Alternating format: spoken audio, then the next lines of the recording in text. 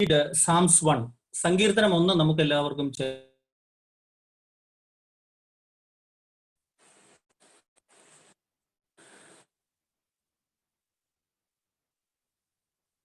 Blessed is the man who does not walk in the counsel of the wicked, or stand in the way of sinners, or sit in the seat of mockers. But his delight is in the law of the Lord, and on his law he meditates day and night. He is like a tree planted by streams of water, which yield its fruit in season, and whose leaf does not wither. Whatever he does prosper. Not so the wicked, they are like chaff that the wind blows away. Therefore the wicked will not stand in the judgment, nor the sinners in the assembly of the righteous. For the Lord watches over the way of the righteous, but the way of the wicked will perish. Shall we bow down our head for prayer? നമുക്ക് കണ്ണുകൾ അടയ്ക്കാം, പ്രാർത്ഥിക്കാം. Father God, we thank you for this wonderful privilege. Father God, you speak to each one of us through this Psalms. We are submitting each one of us into your mighty hands. Holy Spirit, guide us. Thank you for hearing our prayer. In Jesus' most precious name we pray. Amen. Amen. Everybody can hear me, right? Amen. Amen.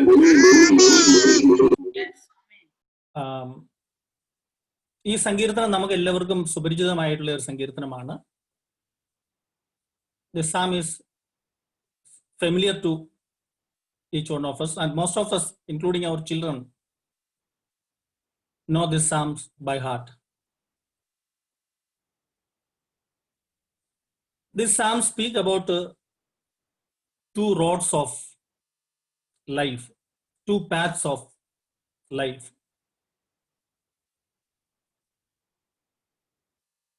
The life of a faithful person is contrasted with the life of a faithless person.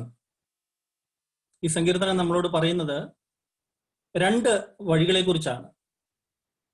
ഒന്ന് godly ആയിട്ടുള്ള ഒരാളുടെ വഴിയും ദൈവത്തെ അറിയാത്ത അവരുടെ വഴിയെക്കുറിച്ചുമാണ് ഈ സങ്കീർത്തനം നമ്മളോട് സംസാരിക്കുന്നത്. The psalmist is anonymous.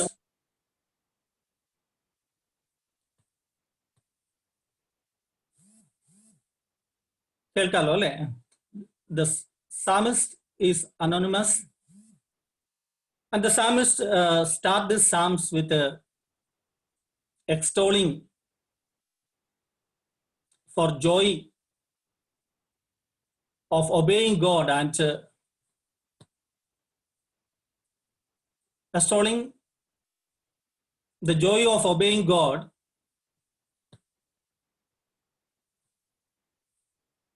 There is disturbance. It's getting unmuted. Muted. It is getting muted.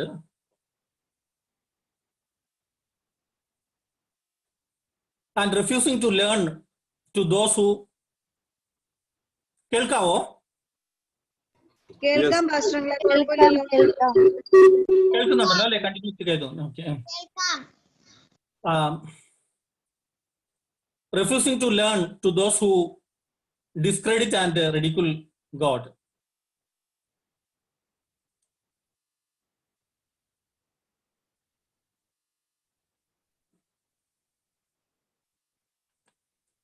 Our friends and associates have a profound influence in our life, and often in very subtle way. And if we insist on association with those friends, those who are mockers, we might sin, and unknowingly we will become as mockers. So we need to examine our friendship and association with whom we are associating, and whether they are influencing our life or not. A true friend always help us to draw close to God. And the friends who are hindering our relationship with God is not a true friend. We should discern them. And how can we identify them? We should we should look them with the perspective of God. Our God does not judge people on the basis of race, sex, or the nation of origin, but our God judge people on the basis of their faith in Him and their response to the response to His revealed will. So when we choose friendship, there are two ways in front of us. Before us, there are two ways. One is the way of godliness, and another is the way of rebellion and destruction. So it is very important we to choose the friends and association, and because that determines our eternity. And the verse 2 says that, but his delight is in the law of Lord, and on his law he meditates day and night. The more we spend time with the more we spend time in God's presence, the more we will be nourished and we will be fruitful.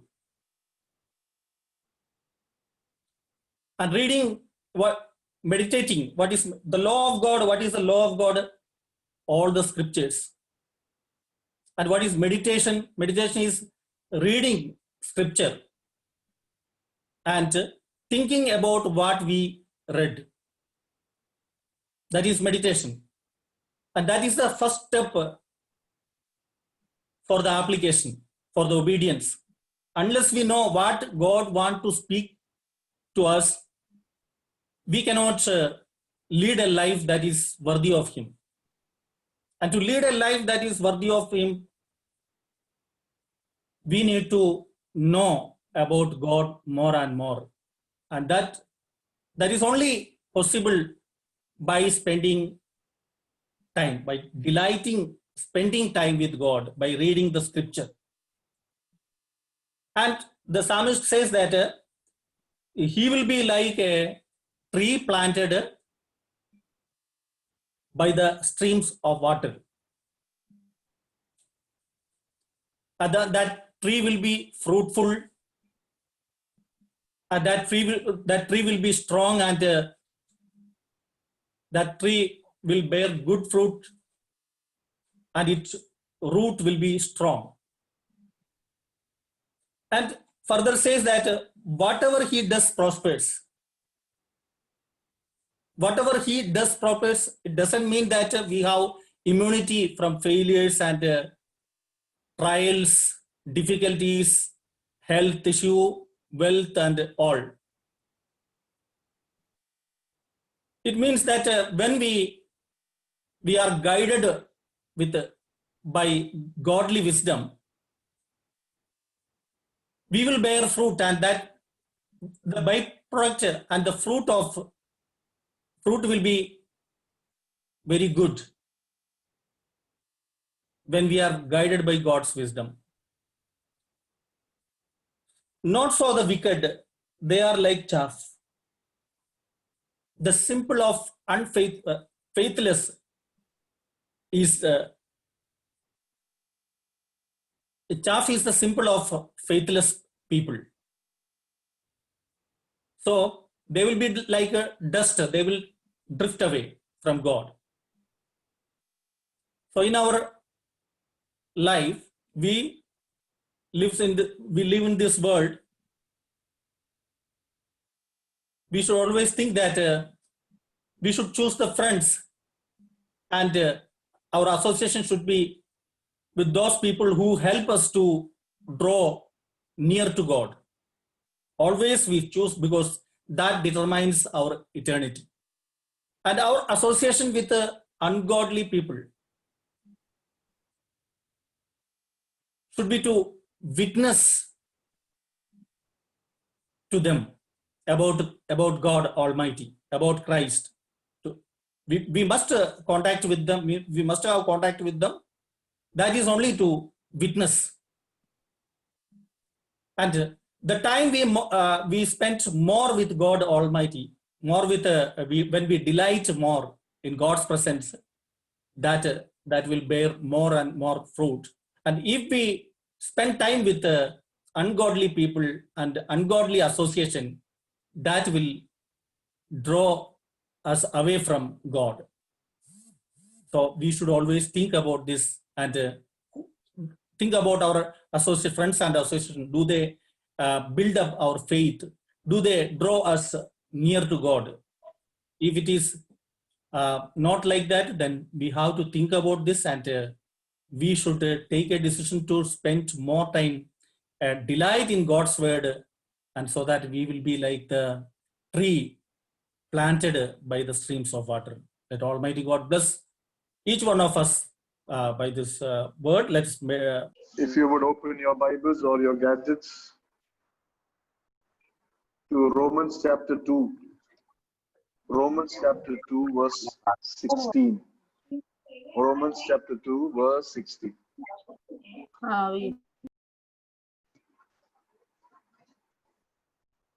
Romans chapter 2 verse 16 says like this: in the day when God shall judge the secrets of men by Jesus Christ according to my gospel. In the day when God shall judge the secrets of men by Jesus Christ according to my gospel. Let's look to the Lord in prayer. Father, as we look into thy word, speak to us and help us to understand what you want us to know. Help us to apply those things in our life. And Father, that your word may really burn in our heart, Lord. That it may burn for your glory. In Jesus' most precious name we pray. Amen.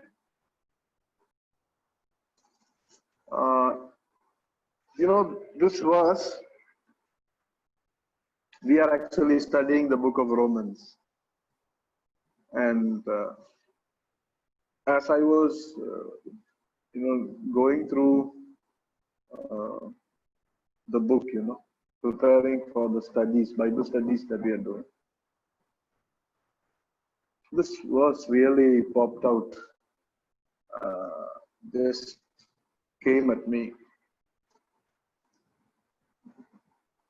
Provoked me to think on this and search my heart. My friends, here in Romans chapter 2 verse 16, Paul says, it is his gospel, according to my gospel. The term gospel, when you say gospel, it means good news, isn't it? We all know that. Gospel means good news. What is this good news about? What is this good news about? What is the good news then? It is the news of salvation. It is the news that we can be liberated from sin. This news is good because it speaks about mending the brokenness that is in us. This news is good because it speaks about ending the estrangement from God. Isn't it? That is why it is a good news. And this good news has come to us through the ministry of Jesus. His death, burial, and resurrection that the Word of God teaches us. So the gospel is the good news. Good news of salvation. Now, in the Bible, when you study the Bible, in the Bible, this word, the gospel, evangelion, gospel, is modified by various descriptive phrases. This word is modified by adding certain other words to it, such as the phrase, the gospel of God, right? We studied that in the book of Romans a couple of days back. The gospel of God. It is the good news. And then this good news is modified by adding another phrase, a couple of words with it and making it a phrase. And that is the gospel of God. We see that mentioned by Apostle Paul in Romans chapter 15 verse 16. Romans chapter 15 verse 16. I will pause a minute for you to take it, okay? Romans chapter 15 verse 16, it says, to be a minister of Christ Jesus to the Gentiles, I serve the gospel of God like a priest, so that the Gentiles may become an acceptable offering, sanctified by the Holy Spirit. So look at that, gospel of God. That word gospel, the good news, is modified by adding gospel of God, making it a phrase. So what does this mean? Gospel of God means, gospel means good news, right?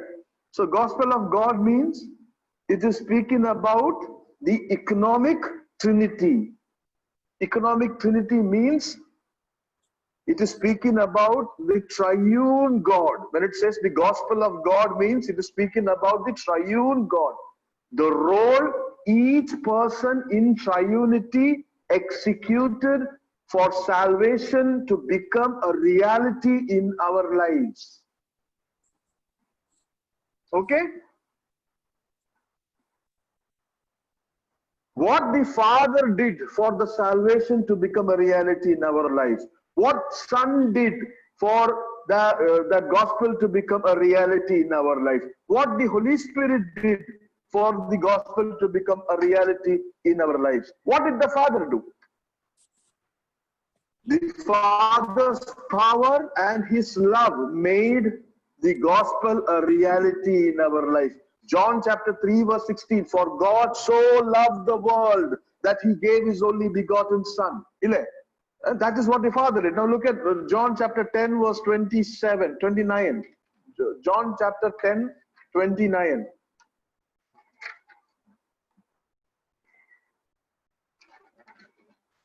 My Father which gave them me is greater than all, and no man is able to pluck them out of my Father's hand. You see? So this is what Father God, it is His power and His love that made gospel a reality in our life. So when you speak about gospel of God, speaks about Father's power and love. It also speaks about the Son's death and resurrection. Speaks about the death of the Son and His resurrection in 1 John chapter 2 verse 2. Look at that. 1 John chapter 2 verse 2.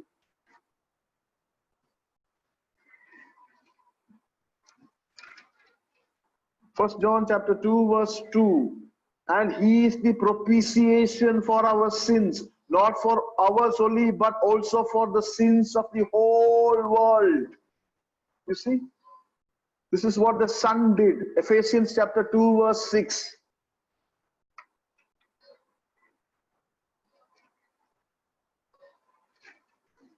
Ephesians chapter 2 verse 6, what does it say?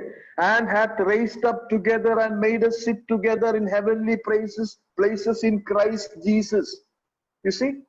So, when the Bible modifies the term gospel with by making it a phrase gospel of God. It means it is speaking about what the Father did for our salvation and what the Son did for our salvation and what Holy Spirit God did for our salvation. Ephesians chapter 4 verse 30. Ephesians chapter 4 verse 30. Look at that. What did Holy Spirit do? And grieve not the Holy Spirit of God, whereby you are sealed unto the day of redemption. See, so what did the Holy Spirit do? He sealed us. You know, that is the role of the Holy Spirit in salvation. He sealed us. And again, in Titus chapter 3 verse 6, Titus.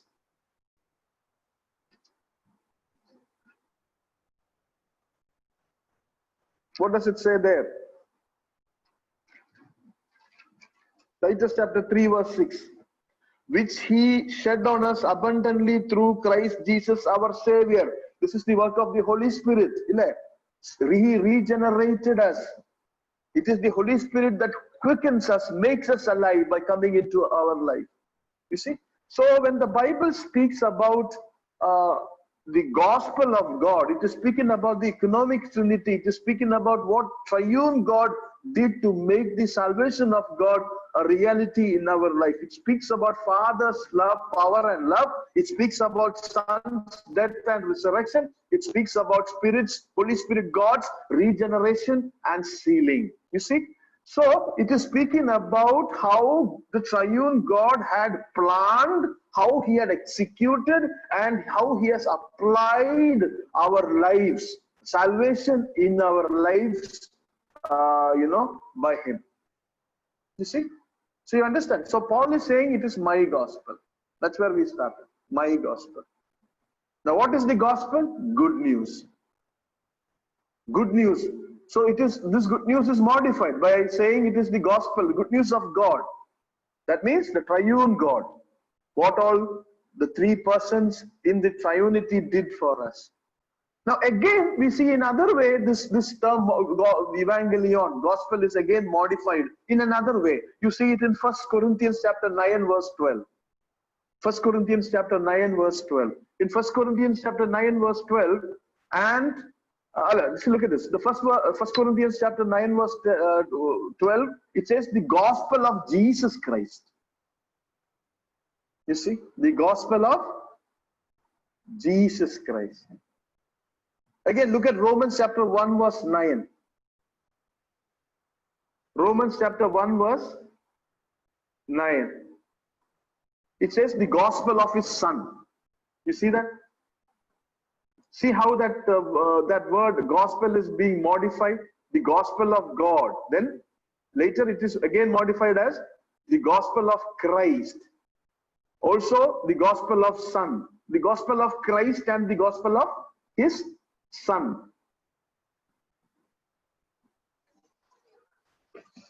What does it mean? These two terms, these two descriptions, the gospel of Jesus Christ and gospel of his Son, speaks about the good news of salvation that comes through the person and work of Jesus Christ, who is the very Son and very God in human form. Okay? Gospel of Jesus Christ. Gospel of his Son.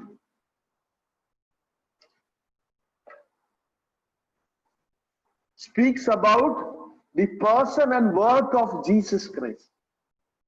What Jesus Christ did. Who is Jesus Christ? It speaks about him as the very Son of God in human flesh. Right? You see how that term gospel is being modified. Gospel of God, the gospel of Jesus, the gospel of his Son. Right? Again, look at this. In Acts chapter 20 verse 24. Acts chapter 20, 24.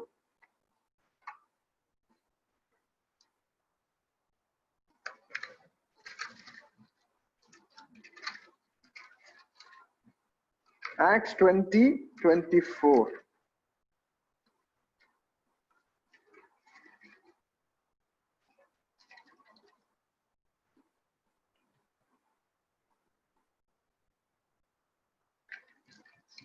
Sorry. But none of these things move me, neither count my life dear unto me, so that I might finish my course with joy and ministry that I've received of the Lord Jesus Christ to testify the gospel of the grace of God. You see, again that is modified. The gospel of the grace of God. What does that mean? It emphasizes the salvation in all its aspects, strictly on the basis of grace and grace alone. You see that? The salvation has come to us. This good news has come to us. This good news is there just because of grace and only because of grace. No merit. It is not by any meritorious system of works. You see how that term is being modified? Again, there are a couple of verses, don't turn there, but you can just write it down in your margin. Matthew chapter 4 verse 23. Matthew chapter 9 verse 35. Matthew chapter 24 verse 14. In all these verses, the gospel is again modified as the gospel of the kingdom. The gospel of the kingdom. Now, what does that mean? It is the good news that God will establish the kingdom on earth through the two advents of the Lord Jesus Christ. When the Bible says the gospel is the gospel of the kingdom, it is speaking about how God will establish his kingdom by the two advents, by the two ways Jesus Christ has come into, one he has come and the next he is going to come into this world. You see how he is going to establish the kingdom of God. The gospel of the kingdom. Now again, another modification of the term gospel in Ephesians chapter 6 verse 15. Ephesians 6:15. And there you read it as the gospel of peace. See that? The gospel of peace. It says the gospel is again modified as the gospel of peace. What is it speaking about? It is speaking about how this good news brings peace with God, peace of God, peace with others, and world peace. You see? Gospel of peace.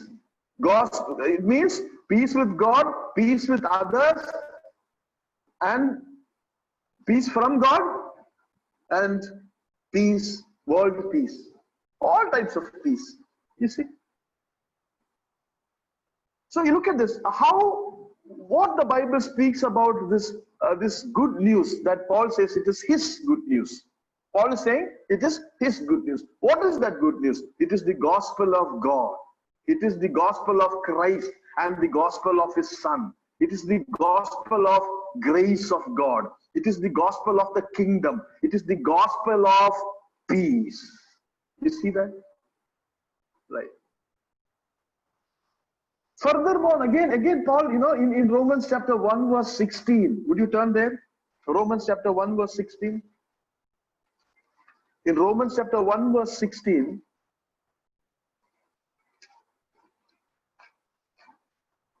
Paul gives us more detail about this good news.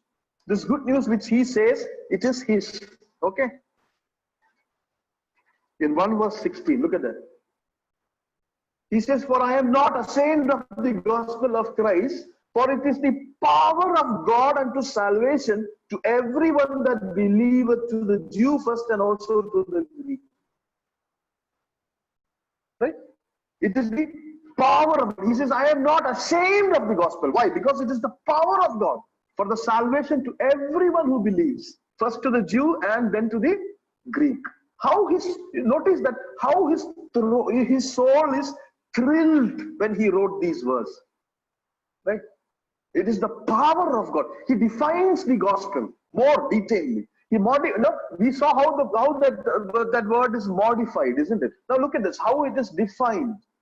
The definition of gospel, the power of God. What does that mean? The power of God. The power of God is only limited by his own character. The power of God is only limited by his own character. It is otherwise limitless. The limitless power of God. That means He's able to save even the vilest of the vilest sinners. The most wicked and the most horrible, the unsavable, it can be saved by the power of God. You see? That is the power of God. Imagine, the power of the gospel. The impact that gospel can do in the lives of sinners, the impact that gospel can do in the system of this world, the impact the gospel can do in the communities and in the homes, and just use your mind and think about it. The power of God.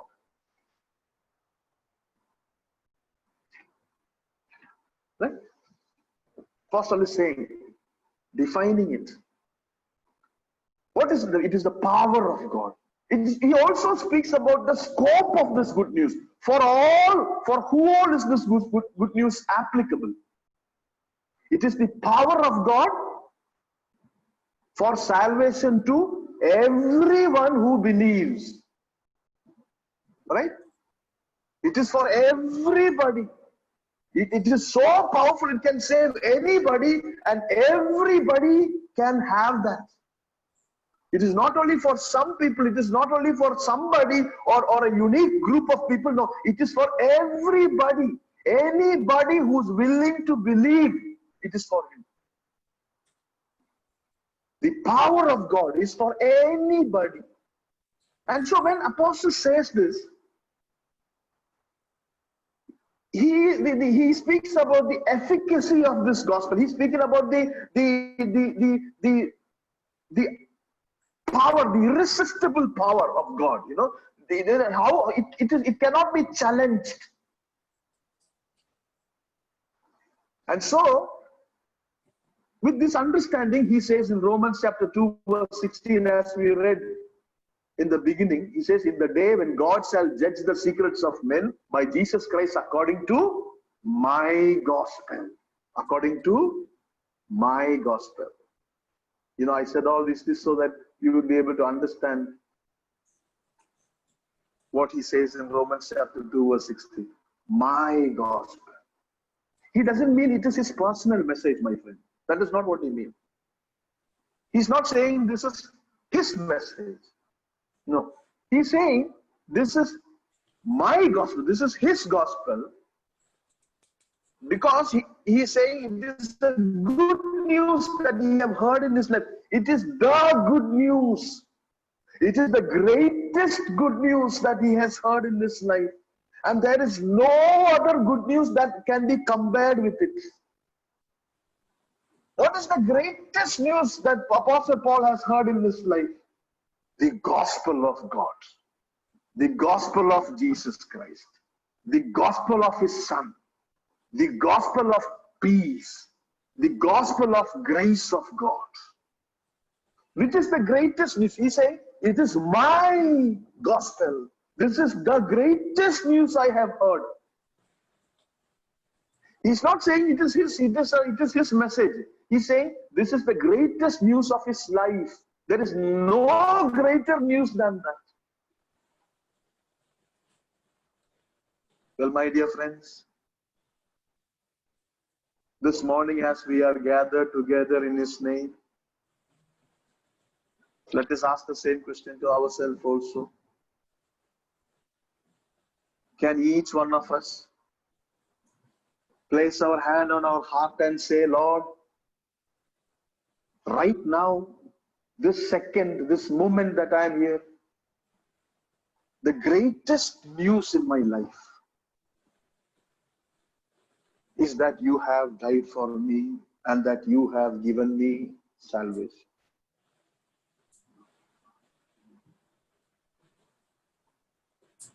Can we say that, my friend? Can you confidently say that this is the greatest news? I am not looking forward to hear any greater news than this. There is no greater news for me. I am not going to, I am not going to say that my sickness being healed is the greatest news. No, no, no, no, no. Can I say that, placing my hand on my heart, like how Paul said, my gospel, the greatest news in my life. Can you say that? No, my sickness being healed. No, no, no. That is not the greatest news. That I am going to live some more longer is not the greatest news. The greatest news is that Jesus died for me. He has given me salvation. That is the greatest news. Can you say that right now this morning, my friend? Can you say, the greatest news in my life is not that my financial situation, condition is becoming better. No, no, no, not that. Can you say that frankly? Can you truthfully say, looking into your heart, that I am excited? I am more excited, than listening, knowing that my financial conditions have become better. My living conditions have become better. My life has prolonged. I am more thrilled, more excited to say that Jesus died for me. Can you say that, my friend, this morning? See, that is what it means. Good news. That is what it means. The gospel of God means there is no greater news than that. Can you say that? Can I say that this morning? Can we say that? Right now, I'm telling you, I'm speaking about right now. Once, when I heard the gospel, that was the greatest news. No, no, my friend. No, I'm not speaking about that. I'm speaking about, is the gospel of God the greatest news in your life? Can you say, it is my gospel? Can you say, this is the greatest news? I am not anticipating to hear a greater news than that in my life. About my job, about my life, about my family, about my wealth, about my, there is no greater news, my friend. Can you say that? Can you confidently say that? Can you truthfully, sincerely say that in front of God? The greatest news in my life is the good news of God, the gospel of God. Can we be excited when we say that?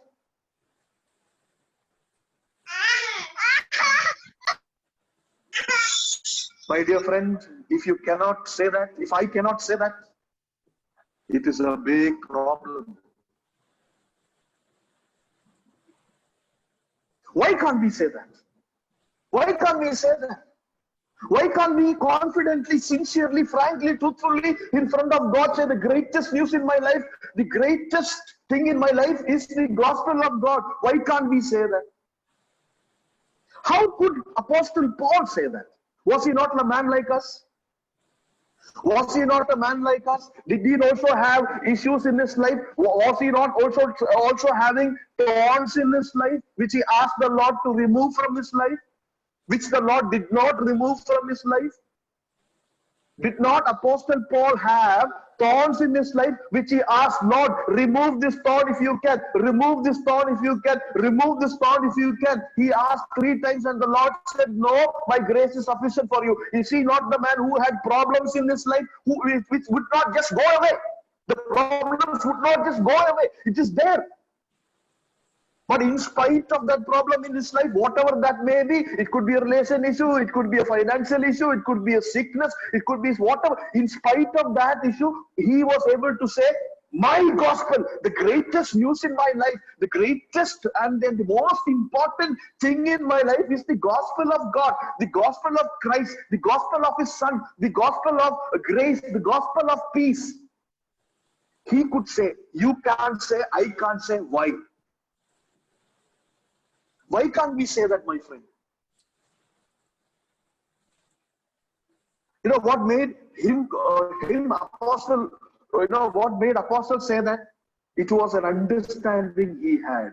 He had an understanding that this is the greatest news. But for him to understand this is the greatest of good news, he understood what is the greatest of bad news. For him to understand what is the greatest of good news, He understood what is the greatest of bad news. He knew the bad news very well. He understood the bad news very well. Because he understood the bad news very well, he understood the good news very well. What was the bad news? He understood the bad news very well. You know, in 1 Timothy chapter 1 verse 15, in 1 Timothy chapter 1 verse 15, he speaks about that bad news. What is the bad news? Here is a trustworthy saying. 1 Timothy chapter 1, 15, 1-5. What is the bad news? Here is a trustworthy saying that deserves full acceptance. Jesus Christ came into the world to save sinners. Now here comes the bad news, of whom I am the worst. He understood the bad news so well, my friend. He understood the bad news. The bad news is that he is a sinner. The bad news is that he is a hopeless man. The bad news is that he has no scope, no escape.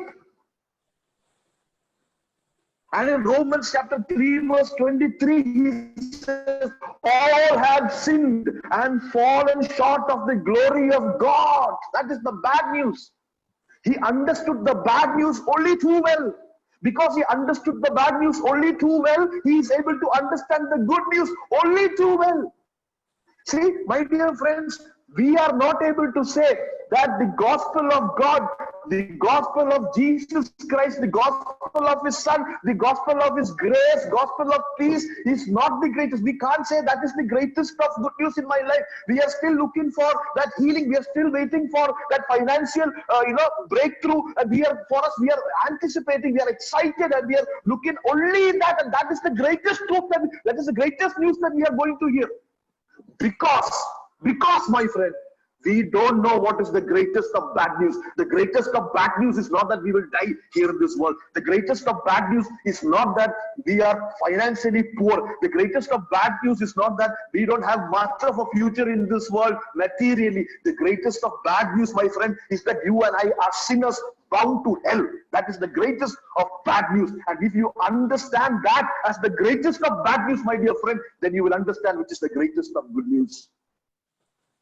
The greatest of good news is the gospel of Jesus Christ. And then only you and I will be able to say, that is my gospel. My good news. That is the greatest good news in my life. The wages of sin is eternal death. Romans chapter 6 verse 23. What is the bad news, my friend? Sin. Our sins are the bad news. Do you understand that? We try to explain away that, my friends. We try to explain away sin. We don't want to call it sin. We like to call it a mistake that happened in our life. An error that happened in our life. A misjudgment or a weakness. That's what we like to say. But the Bible calls it sin, my friend. Sin. Do you realize the greatest of bad news? Only if you realize and you are really serious about that, will you really be able to be serious about the good news, my friend. Romans chapter 6 verse 23 speaks about that bad news. What is the bad news? For the wages of sin is death. Bad news. Eternal death. Ezekiel chapter 18 verse 20. Ezekiel chapter 18 verse 20. Ezekiel chapter 18 verse 20 says, the soul that sinneth, it shall die. The son shall not bear the iniquity of the father, neither shall the father bear the iniquity of the son. The righteous of the righteous shall be upon them, upon him, and the wickedness of the wicked shall be upon him. See, the soul that sinneth shall die. Bad news. Romans chapter 5 verse 12. Romans chapter 5 verse 12 speaks about the bad news. Wherefore, as one man sin entered into the world. Bad news. Is that bad news? Is it bad news to us? Is it as important as coronavirus, my friend? You see? Are you able to understand? The bad news is not corona. The bad news is sin. The bad news is sin. Wherefore, as by one man sin entered the world, and death by sin. And so death passed upon all men, for all have sinned. Bad news. Are you able to understand that bad news, my friend? James chapter 2 verse 10. James chapter 2 verse 10. Look at that. For whoever shall keep the whole law and yet offend in one point, he is guilty of all. Bad news. You see? Look at that bad news, my friend. Do you understand the depth of that bad news?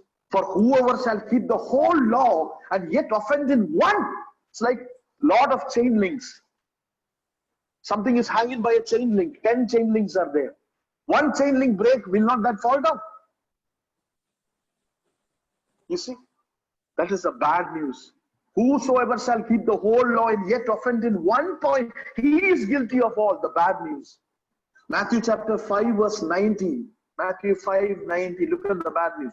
Whosoever therefore shall break one of these least commandments and shall teach men so, he shall be called the least in the kingdom of heaven. You see, isn't that the bad news? See, are we able to understand that very well? My dear friend, if you cannot say, if I cannot say with my hand on my heart, sincerely, in front of God, truthfully, that the greatest news in my life, the most important thing in my life is the gospel of God. If I cannot say that, that is because I have not understood the bad news well. I have not understood the reality of bad news. I have not understood the depth of bad news. I am still only focused about the life in this world. See, I am not saying, the Bible is not saying life in this world is easy and so don't care about the things. That is not what the Bible says. Pain is real. Pain is real. But there is a good news. What is good news? He has overcome the world. That's a good news. He has overcome the world. He has overcome the devil. He has overcome sin. But for us to understand the goodness, we should know the bad news. We should understand the bad news very well. Only in contrast with the bad news is the good news good news. What is the good news? What is the bad news? That we are all destined to hell eternally. That is the bad news. See, we are not sinners. Understand this very well, my friends. We are not sinners because we sin. We are not sinners because we sin. We sin because we are sinners. Right? You didn't understand that? I'll tell you. We are not sinners. We are not sinners because we sin. We sin because we are sinners. Okay? We become thieves, not because we steal. We steal because we are thieves. See, we don't become liars because we lie. We lie because we are liars. You able to understand that, my friend? See, unless you don't understand this truth, the truth of the greatest bad news, there is no good news. We must deal with the bad news first. We must deal with the problem of sin so that the gospel can be good news to us, my dear friend. Because of the bad news, the good news, the free gift of God is eternal life in Christ Jesus our Lord. The wages of sin is death, but the free gift of God is eternal life in Christ Jesus our Lord. Look, the bad news and the good news. Without the bad news, there is no good news. Do you understand the bad news, my friend? Some of us still think we are very good people. Some of us think that we are very spiritual people. Some of us think that we are very special. Some of us think that this doesn't apply to us anymore. The bad news is not for me. The bad news is for them. The good news is for me. And that is why it is that mentality, my friend, that has made you weak made me weak in able to in making me unable to say that the gospel is the greatest news. I am still bothered about my financial situation. I am waiting for a breakthrough in that. That is the greatest good news for me. I am waiting for healing. That is the greatest good news for me. And anybody who says not that, if anybody say against that, he is a liar for me. He is from the devil for me. He is not bringing God's message to me. You know, you have not understood. I have not understood the bad news. Only when we understand the bad news, we understand the good news. Confess with your mouth that Jesus Christ is Lord and believe in your heart that God raised him from the dead. Romans chapter 10 verse 9. It can only be said by a person who realizes that there is nobody good in the world and that we are destined to hell. Only a person who understands that bad news can understand the good news and open his mouth and confess with his mouth that Jesus is Lord and believe with his heart that God raised him from the dead so that he can be saved, my friend.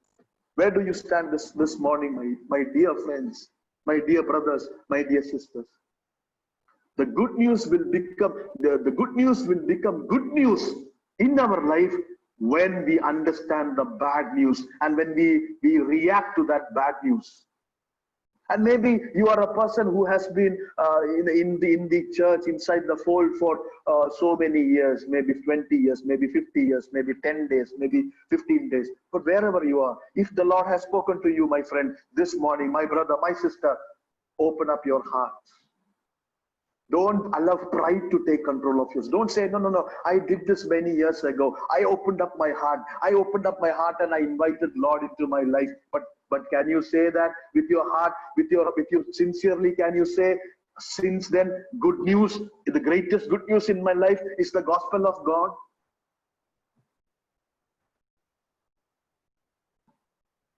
How would you react to the message that there is a vaccination has been found for coronavirus? Will you give greater priority than that to the good news of God? If you can't, if there is one of you who is struggling like me, this is the time that we can go to the Lord. It is never too late, my friend. It is never too late, my dear brother, my sister.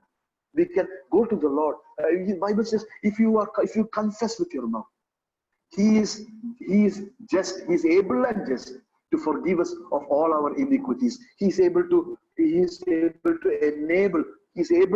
make us enabled to say that the gospel is the greatest good news in our life.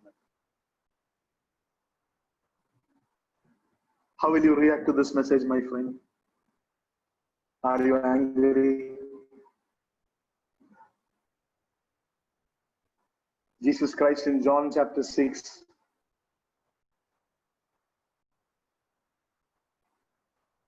teaches them certain things. In John chapter 6.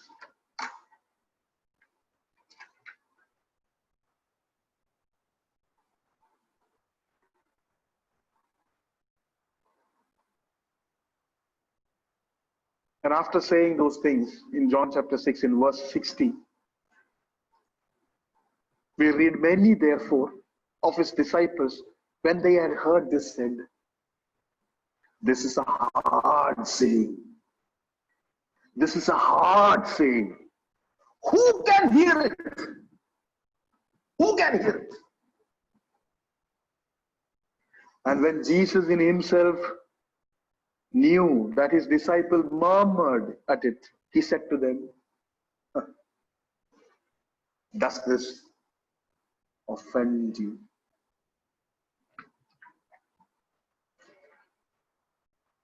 Does this offend you?